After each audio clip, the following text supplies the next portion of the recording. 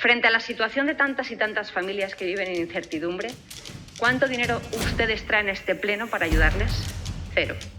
Frente a la situación de tantos profesionales, comerciantes, empleados, que no saben qué será de ellos mañana, pasado, que la expectativa de consumo, según leen en los periódicos, es a la baja, que las próximas campañas comerciales serán malas, ¿cuánto traen ustedes para intentar resolver esa situación? 0 euros. Y yo lo siento, pero no puedo tolerar ni admitir para el año 2021 una subida del 3% del IBI a todas las familias valencianas que ustedes consolidaron el año pasado, una subida del agua del 105%, una subida del 13% del IBI a los comercios, hostelería, oficinas, el impuesto de vehículos de tracción mecánica que subió entre el 3 y el 6%, una subida del 14% del recibo de la circulación que afecta a transportistas y agricultores, una subida evidentemente que hicieron ustedes general de todos los impuestos, que han recaudado 30 millones de euros más que el año pasado en impuestos.